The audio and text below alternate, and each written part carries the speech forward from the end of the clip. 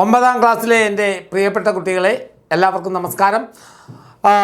കഥാപാത്ര നിരൂപണം പോലെ, ഉപന്യാസം പോലെ പ്രാധാന്യത്തോടു കൂടി നാം കാണേണ്ട മറ്റൊരു ചോദ്യമാണ് പ്രഭാഷണം തയ്യാറാക്കുക എന്നുള്ളത്. അല്ലേ, പലപ്പോഴും പ്രഭാഷണം തയ്യാറാക്കുമ്പോൾ വലിയ ഹെഡിങ്ങൊക്കെ എഴുതി വെക്കുന്ന രീതി നമ്മൾ കാണാറുണ്ട്. അതുപോലെ തന്നെ എല്ലാം എഴുതി വെക്കാറുണ്ട്, ഒരു ചോദ്യത്തിൻ്റെ ഉത്തരം പോലെ എല്ലാം എഴുതി വെക്കാറുണ്ട്. പക്ഷേ പലപ്പോഴും അവർക്കൊന്നും മുഴുവൻ മാർക്കും കിട്ടാറില്ല. എന്തുകൊണ്ടാണെന്നറിയോ മക്കൾക്ക്? ഓരോന്നിനും ഓരോ ഘടനയുണ്ട്. ആ ഘടന പാലിച്ചുകൊണ്ട് എഴുതുന്നതിന് മാത്രമാണ് മുഴുവൻ മാർക്കും കൊടുക്കാൻ സാധ്യതയുള്ളൂ എന്നുള്ള. അത് ഉത്തരം എഴുതുക എന്നുള്ളതല്ല, എങ്ങനെ അല്ലേ, ഹൗ ടു റൈറ്റ്, എങ്ങനെ എഴുതുന്നു എന്നത് വലിയ പ്രാധാന്യം. എന്തെഴുതുന്നു എന്നുള്ളതല്ല, ഹൗ ടു റൈറ്റ്, എങ്ങനെ എഴുതുന്നു എന്നുള്ളത് വലിയൊരു പ്രാധാന്യമുള്ള ഒന്നാണ്. അതുകൊണ്ട് തന്നെ പ്രഭാഷണത്തിനും ചില മര്യാദകളും ഘടനയൊക്കെ ഉണ്ട്. അതൊക്കെ പാലിച്ചുകൊണ്ട് തന്നെ എഴുതിയാൽ മാത്രമേ നമുക്കത് പൂർണ്ണമായ പ്രഭാഷണമാവുകയുള്ളൂ. അതിനെ നിങ്ങൾക്ക് മുഴുവൻ മാർക്കും കിട്ടുകയുമുള്ളൂ. അപ്പോൾ നമുക്കൊരു പ്രഭാഷണം തയ്യാറാക്കുമ്പോൾ എന്തെല്ലാം ശ്രദ്ധിക്കണമെന്ന് നോക്കാം. പ്രഭാഷണം തയ്യാറാക്കുമ്പോൾ ശ്രദ്ധിക്കേണ്ട കാര്യങ്ങൾ: സംബോധന വേണം. വെരി ഇമ്പോർട്ടൻ്റായി നമ്മൾ ഓർത്ത് വെക്കേണ്ട ഒരു കാര്യമാണ്, സംബോധന ഉണ്ടായിരിക്കണം. അതായത് പ്രിയരെ, വേദിയിലും സദസ്സിലുമുള്ള ബഹുമാന്യരെ, പ്രിയപ്പെട്ട കൂട്ടുകാരെ, ഇങ്ങനെ ഒരു സംബോധന വേണം. അതോടൊപ്പം തന്നെ ഈ വിഷയത്തിൽ ഇതിനെക്കുറിച്ച് സംസാരിക്കാനാണ് ഞാൻ നിങ്ങളുടെ മുമ്പിൽ നിൽക്കുന്നത് എന്ന രൂപത്തിലുള്ള ഒരു സംബോധന വേണം.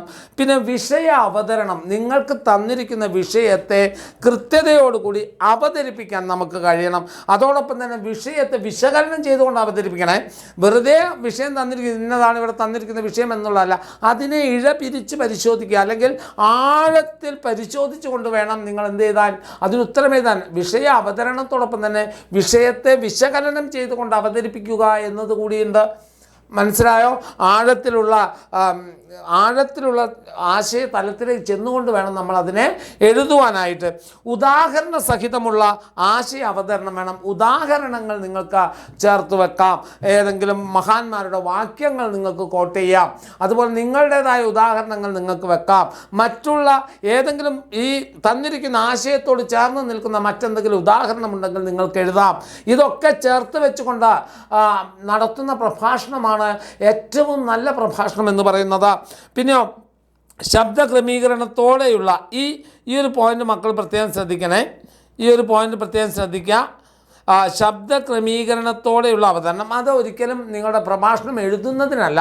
ഒരു പ്രഭാഷണ വേദിയിൽ അവതരിപ്പിക്കുന്ന ഒരു വ്യക്തിയെ സംബന്ധിച്ചിടത്തോളം ശബ്ദ ക്രമീകരണം വലിയ ഒരു പ്രഭാഷണത്തിലെ പ്രധാന ഘടകമാണ് വേദിയിൽ അവതരിപ്പിക്കുമ്പോൾ. പക്ഷേ നമ്മളൊരു പ്രഭാഷണം എഴുതുന്ന സമയത്ത് ശബ്ദങ്ങളുടെ ക്രമീകരണം എന്ന ആ ഒരൊറ്റ പോയിന്റ് നമുക്ക് മാറ്റി വെക്കേണ്ടതുണ്ട്. പക്ഷേ പ്രഭാഷണം എന്നുള്ള ഇതെടുക്കുമ്പോൾ ഏറ്റവും പ്രധാനപ്പെട്ട പോയിൻ്റായി നമ്മൾ എന്തിനെ കാണണം? ശബ്ദ ക്രമീകരണത്തെ കാണണം. എങ്കിലേ നല്ല ശബ്ദ ക്രമീകരണത്തോടെ നടത്തുന്ന ഒരു സ്പീച്ചാണ്, അല്ലെങ്കിൽ പ്രസംഗമാണ്, അല്ലെങ്കിൽ പ്രഭാഷണമാണ് നമ്മൾ എന്ത് ചെയ്യുക, കേട്ടിരിക്കുക എന്നുള്ളത്. അതുകൊണ്ട് പ്രഭാഷണം തയ്യാറാക്കുമ്പോൾ ശബ്ദ ക്രമീകരണത്തോടുള്ള അവതരണം എന്നുള്ള ആ ഒരു പാറ്റേൺ നമുക്ക് എഴുതുമ്പോൾ മാറ്റിവെക്കാം. അടുത്ത സ്വന്തം നിരീക്ഷണങ്ങൾ. എപ്പോഴും പ്രഭാഷണം ചെയ്യുമ്പോൾ എന്താണ് തന്നിരിക്കുന്ന വിഷയം, ആ വിഷയത്തെക്കുറിച്ച് നിങ്ങളുടെ വ്യക്തമായൊരു നിരീക്ഷണം രേഖപ്പെടുത്താൻ നിങ്ങൾക്ക് സാധിക്കണം.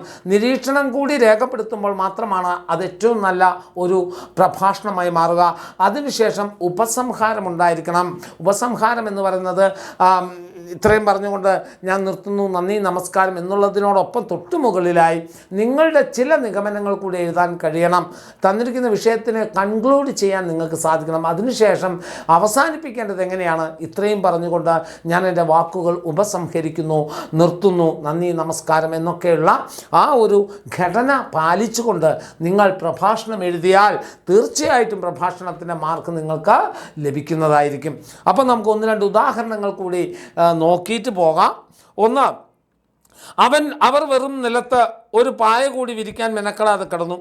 കരിഞ്ഞ മരങ്ങളുടെ വേരുകൾ മണ്ണിൽ നിന്ന് പിടിവിടിവിച്ച് മേൽപോട്ട് ഉയരുന്ന പോലെ ആ കൈവിരലുകൾ ഒരു നിശ്ചലതയോടെ മേൽപോട്ട് വളഞ്ഞു കിടന്നു. അമ്മ, അല്ലേ, നമുക്കറിയാം വാർദ്ധക്യത്തിൽ നിസ്സഹായരായിത്തീരുന്ന മനുഷ്യരുടെയും സമൂഹത്തിനും ചില ഉത്തരവാദിത്തമുണ്ട്. വാർദ്ധക്യത്തിൽ നിസ്സഹായരായിത്തീരുന്ന മനുഷ്യരോട് സമൂഹത്തിന് ചില ഉത്തരവാദിത്തമുണ്ട്. പാഠഭാഗത്തിൽ ആശയം തന്നിരിക്കുന്ന സൂചനയെ അടിസ്ഥാനമാക്കി കരുതലായവർക്ക് കാവലാകാം എന്ന വിഷയത്തിൽ പ്രഭാഷണം തയ്യാറാക്കാം. അപ്പം വാർദ്ധക്യം തന്നെയാണ് വിഷയം അല്ലേ? അപ്പോൾ വേദിയിലും സദസ്സിലുമുള്ള ബഹുമാന്യരെ അല്ലെ പ്രിയരെ അല്ലെ പ്രിയ കൂട്ടുകാരെ, വാർദ്ധക്യം ഇന്ന് നേരിടുന്ന ഒരുപാട് പ്രശ്നങ്ങൾക്ക് നടുവിൽ നിന്നുകൊണ്ടാണ് സമൂഹത്തിന് അല്ലെങ്കിൽ കരുതലായവർക്ക് കാവലാളാകാം എന്ന വിഷയത്തെക്കുറിച്ച് സംസാരിക്കാൻ ഞാൻ നിങ്ങളുടെ മുമ്പിൽ നിൽക്കുന്നത് എന്നത് തീർത്തും യാഥാർത്ഥ്യമാണ്. അമ്മ എന്ന പാഠഭാഗത്തിലെ ആശയങ്ങളെ നമ്മൾ ഉൾക്കൊള്ളിക്കുക. അതിലെ അമ്മ അല്ലെ പച്ചക്കറി വാങ്ങാൻ ഇറങ്ങി ഒരു മെർസിഡീസ് കാർ ഇടിച്ച് നിലത്ത് വീഴുകയും അവരുടെ മുട്ടുകാലിൽ ആഴത്തിൽ മുറിവ് പറ്റുകയും അവരെ ഒരു പാൽക്കാരൻ ശുശ്രൂഷിക്കുകയും പ്രാഥമിക ശുശ്രൂഷ നൽകി അദ്ദേഹത്തിന് പോകാൻ കഴിയാത്തത് കൊണ്ട് ഒരു ഓട്ടോക്കാരനെ ഏർപ്പാട് ചെയ്തുകൊണ്ട് ആശുപത്രിയിൽ എത്തിക്കുകയും ചെയ്യുന്നു. അപ്പോൾ ഓട്ടോക്കാരൻ അതിൽ അമ്മേ എന്ന വിളി അല്ലേ, ഡോക്ടറെ വിളിച്ച അമ്മേ എന്ന് വിളിച്ചപ്പോൾ അവർക്കൊരു പുതുജീവൻ ലഭിച്ചതുപോലെ മക്കൾ രണ്ടുപേരുള്ളത് മക്കളുള്ളവരൊക്കെ എവിടെയാണ്, വിദേശത്താണെന്നും താൻ തനിച്ചാണെന്നും പറയുന്ന അമ്മ അപ്പോഴും ആ വാർദ്ധക്യത്തിൽ ഒരിക്കൽ പോലും തൻ്റെ മക്കളെ കുറ്റപ്പെടുത്താനോ തള്ളി പറയാനോ അമ്മ തയ്യാറായില്ല. മക്കളെ വിളിക്കേണ്ട, അവർ പേടിച്ചു പോകുമെന്ന കള്ളം പറഞ്ഞുകൊണ്ടാണ് ഡോക്ടറെ അടുത്ത് നിന്ന് രക്ഷപ്പെടുന്നത്. അവസാനം വെറും നിലത്ത് കിടക്കുന്ന അവസ്ഥ അല്ലേ? ഇവിടെ വാർദ്ധക്യം എന്ന് പറയുന്നത് അനുഭവ സമ്പത്തുകളുടെ ഒരു നിധിയാണ് എന്നുള്ള സത്യം നമ്മൾ മറന്നു പോകുന്നു പലപ്പോഴും അല്ലേ? വാർദ്ധക്യത്തിനുള്ളതുപോലുള്ള അറിവിൻ്റെ സമ്പാദ്യം ഒരിക്കൽ പോലും നമുക്ക് ലഭിക്കാറില്ല. അവരിൽ നിന്നും അവരുടെ തണലിൽ വളരുമ്പോഴാണ് നമുക്ക് ഏറ്റവും നല്ല വ്യക്തികളായി വളരാൻ നമുക്ക് സാധിക്കുക.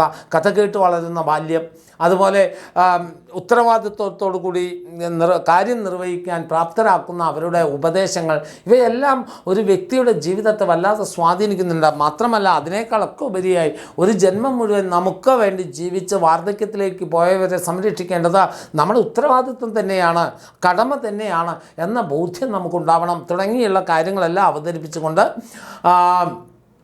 വർദ്ധിച്ചു വരുന്ന വൃദ്ധസദനങ്ങൾ നമ്മോട് പറയുന്നത് പച്ചയില പഴുത്തില കൊഴിഞ്ഞു വീഴുന്ന സമയത്ത് പച്ചയില ചിരിക്കുന്നത് പോലെ മാത്രമാണ്.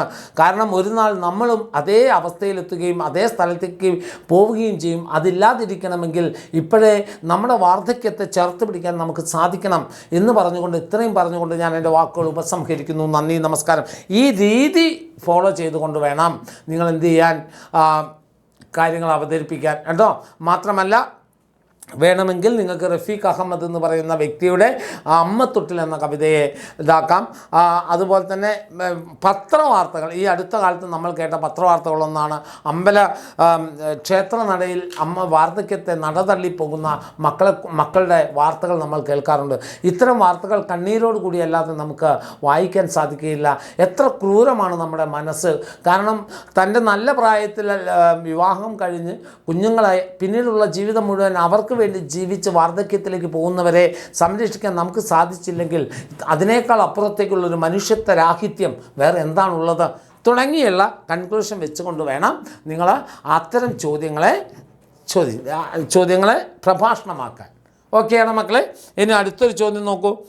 നമ്മുടെ കുഞ്ഞുങ്ങൾ വയറ് നിറയെ ഇനി ഭക്ഷണം കഴിക്കും, നല്ല ഉടുപ്പുകളിട്ട് സ്കൂളിൽ ജാതിമത വിവേചനങ്ങളില്ലാതെ പാറി നടക്കും, സ്വാതന്ത്ര്യം തന്നെ ജീവിതം അല്ലേ?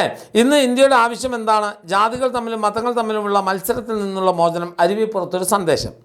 ജാതിമത മത്സരങ്ങൾ സമൂഹ പുരോഗതിക്ക് തടസ്സമാകുന്നുണ്ടോ? തന്നിരിക്കുന്ന സൂചനകളും സമകാലിക സാഹചര്യങ്ങളും ഉൾപ്പെടുത്തി മാറുന്ന സമൂഹം മാറുന്ന ചിന്തകൾ എന്ന വിഷയത്തിൽ പ്രഭാഷണം നടത്തുക. ഇതേ പാറ്റേണിൽ ചെയ്യുക.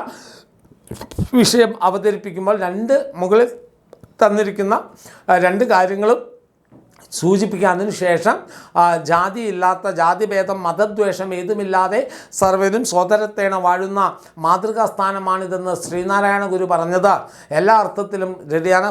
ഒരു കാലത്ത് ജാതി വ്യവസ്ഥ എങ്ങനെയായിരുന്നു നമ്മൾ എഴുതുക, ജാതി ചിന്തകൾ എന്തായിരുന്നു എഴുതുക, ജാതി ചിന്തയെക്കുറിച്ച് ആളുകൾ പറഞ്ഞിരിക്കുന്ന അല്ലേ, കേരളം ഒരു ഭ്രാന്താലയമാണെന്ന് സ്വാമി വിവേകാനന്ദൻ പറയാനുണ്ടായ പ്രധാന കാര്യം ജാതിയുടെയും മതത്തിൻ്റെയും പേരിൽ മനുഷ്യൻ ഭിന്നിച്ച് കഴിയുന്നത് കണ്ടപ്പോഴാണ്. ഇങ്ങനെയുള്ള സ്വന്തം നിരീക്ഷണങ്ങളും അതുപോലെ തന്നെ ഉദാഹരണങ്ങളുമൊക്കെ ചേർത്ത് വെക്കുക. അതിനുശേഷം വർത്തമാനകാല സംഭവങ്ങൾ നമുക്ക് എഴുതാം. അല്ലെ, അന്യജാതിയിൽപ്പെട്ട യുവാവിനെ സ്നേഹിച്ചതിൻ്റെ പേരിൽ സ്വന്തം മകളെ കഴുത്തറുത്ത് കൊന്ന പിതാക്കന്മാരുള്ള നാട്ടിലാണ് നമ്മൾ ജീവിക്കുന്നത്. സദാചാര കൊലപാതകങ്ങളും ജാതി വെറികളും ഉത്തരേന്ത്യൻ സംസ്ഥാനങ്ങളിലേക്കൊക്കെ നമ്മൾ പോകുമ്പോൾ ജാതി തിരിഞ്ഞ് പരസ്പരം വെട്ടിമരിക്കുന്ന കാഴ്ചകൾ നമ്മൾ കാണുന്നുണ്ട്. ഇതേറെ വേദനാജനകമാണെന്നും ശ്രീനാരായണ ഗുരു പറഞ്ഞതുപോലെ എല്ലാവരും ഒന്നാണെന്നും ഏകോദര സോദരരാണ് നമ്മളെല്ലാവരും എന്നുള്ള ചിന്ത പുലരേണ്ട കാലം അതിക്രമിച്ചിരിക്കുന്നു. ഇങ്ങനെയുള്ള കൺക്ലൂഷൻ വെച്ചുകൊണ്ടായിരിക്കണം നിങ്ങൾ പ്രഭാഷണം അവസാനിപ്പിക്കേണ്ടത്. ഓക്കെയാണോ? അപ്പോൾ ഇനി സ്വാതന്ത്ര്യം തന്നെ ജീവിതം എന്ന വിഷയത്തിൽ സ്വാതന്ത്ര്യത്തെക്കുറിച്ച്, സ്വാതന്ത്ര്യം എങ്ങനെയൊക്കെയാണ് നമുക്ക് വേണ്ടത്, സ്വാതന്ത്ര്യം തന്നെ ജീവിതം എന്ന പാഠഭാഗത്തെ ആശയം കൂടി ഉൾപ്പെടുത്തിക്കൊണ്ട്, സ്വാതന്ത്ര്യം എന്ന് പറഞ്ഞാൽ ഒരു വ്യക്തിയുടെ കാര്യങ്ങളിൽ നമ്മൾ ഇടപെടാതെ വളരെ സ്വാതന്ത്ര്യബോധത്തോടു കൂടി നമുക്ക് ജീവിക്കാനുള്ള എല്ലാ വിധത്തിലുള്ള സ്വാതന്ത്ര്യം ലഭിക്കണമെന്നുള്ള കൺക്ലൂഷൻ വെച്ചുകൊണ്ട് വേണം എഴുതാൻ. ഇവിടെ നിരന്തര പരിശ്രമത്തിലൂടെ വിജയം കൈവരിക്കാം. എല്ലാ പ്രതിസന്ധികളെയും അതിജീവിച്ച് ലക്ഷ്യബോധത്തോടെയുള്ള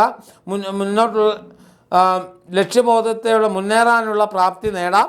മുകളിൽ നൽകിയ സൂചനകളും വംശം, ദയ എന്നീ രചനകളിലെ ആശയങ്ങളും വിശകലനം ചെയ്ത് പ്രതിസന്ധികളെ കരുത്തോടെ നേരിടാം എന്ന വിഷയത്തിൽ പ്രഭാഷണം തയ്യാറാക്കുക. വംശം അതുപോലെ തന്നെ ദയ, രണ്ട് പാഠത്തിലെ ആശയങ്ങൾ ഉൾപ്പെടുത്തി നമുക്കറിയാം. ദയ എന്ന് പറയുന്ന പെൺകുട്ടിയുടെ പ്രതിസന്ധികളെ തരണം ചെയ്യുന്ന വംശം എന്ന് പറയുന്ന ആ കവിതയിൽ ചെറിയ ഒരു ഉറുമ്പ് നടത്തുന്ന പ്രയാണം എത്രമാത്രമാണെന്നുള്ളത് നോക്കുക. അത് വെച്ചുകൊണ്ട് ഞാൻ ഈ പറഞ്ഞ വിഷയം അവതരിപ്പിച്ചുകൊണ്ട് വേണം നിങ്ങൾ എന്ത് ചെയ്യാൻ കേട്ടോ.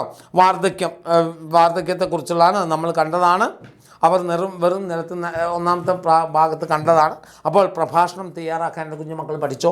അപ്പോൾ എന്തൊക്കെ വേണമെന്ന് ഒന്നുകൂടെ പറയാം. പ്രഭാഷണം തയ്യാറാക്കുമ്പോൾ ശ്രദ്ധിക്കേണ്ട കാര്യങ്ങൾ: സംബോധന വേണം, വിഷയം അവതരിപ്പിക്കണം, വിഷയം വിശകലനം ചെയ്തുകൊണ്ട് അവതരിപ്പിക്കണം, ഉദാഹരണ സഹിതം ഉള്ള വിഷയാവതരണം, ആശയം അവതരിപ്പിക്കണം, സ്വന്തം നിരീക്ഷണങ്ങൾ ഉണ്ടാവണം, ഉപസംഹാരം ഉണ്ടാകണം. ഓക്കെ മക്കളെ, അപ്പം wish you all the best.